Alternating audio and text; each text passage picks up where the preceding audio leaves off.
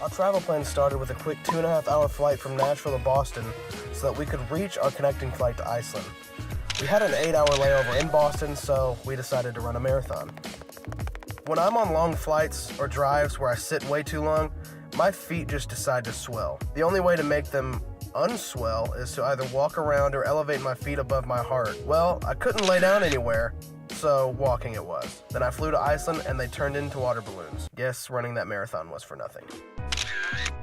Whenever we landed in Iceland, we got off the plane, got our rental car, and realized it's 4 o'clock in the morning. So we decided to check out the area known as Keflavik, run around, explore, and we realized that we're close to a beach and the sun's rising. So we get out of our car, walk about half a mile to the closest beach, and we sit and watch the sun rise together.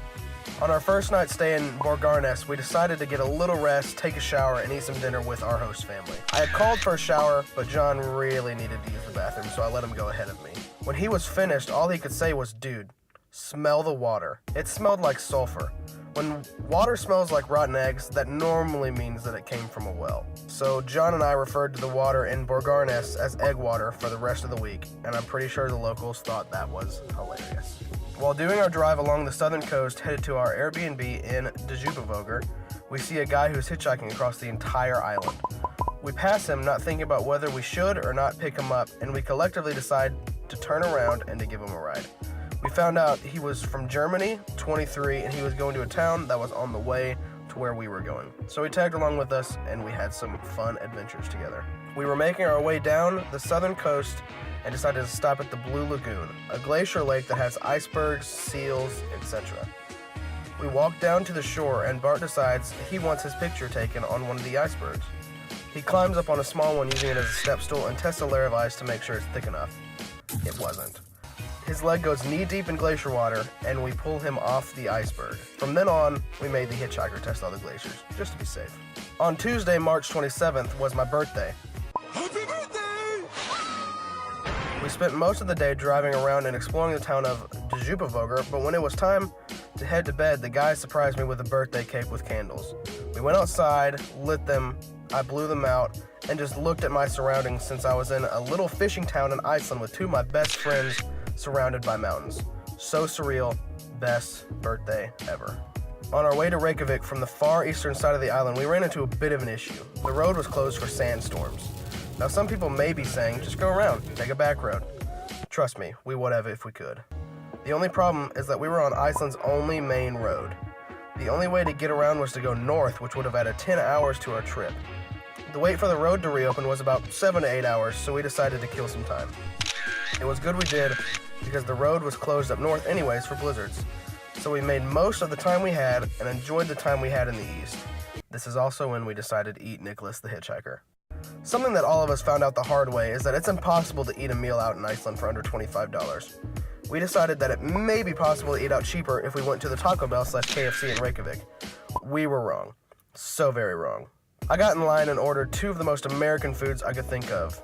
6 chicken tenders and a cheese quesadilla. One, I wanted to see if both were better than they are in America, and 2, I wanted to see if we could eat cheap. I ended up spending 4,000 Icelandic krona, or $40 at Taco Bell/KFC. I spent the most money on a meal that should have been the cheapest, but I must admit, that was one mean cheap quesadilla. When we landed in Iceland, we started to see the sun about to peek over the mountains. We got into our rental car and drove to the nearest beach we could find and set up a mini campsite with our jackets laid out and cameras ready to shoot the sunrise. It was an experience that was perfect for starting out an adventure such as Iceland. On our last night in Iceland, we decided to go drive around to some of our favorite places on the west coast, and as we finished up our drive, we parked on the beach and realized that the sun was setting right in front of us. We got out and hung our feet off some cliffs over the ocean and watched the sunset on our last night in this wonderful wonderland called Iceland. It was a great ending to an amazing trip.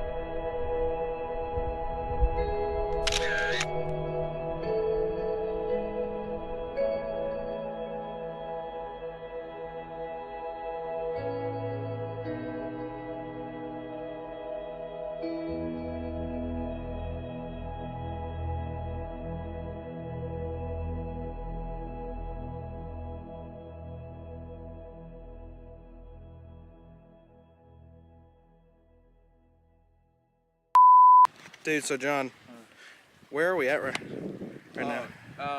So we actually didn't decide to go to Iceland. We took a detour, and as you can see by the snowy mountains out in the vastness over there, They're over there. we are in the Dominican Republic of the Congo in Africa. Okay, cool. So there's lots of mountains and clouds. It looks to be a little snowy, very wet. Yeah. It's not like Africa at all.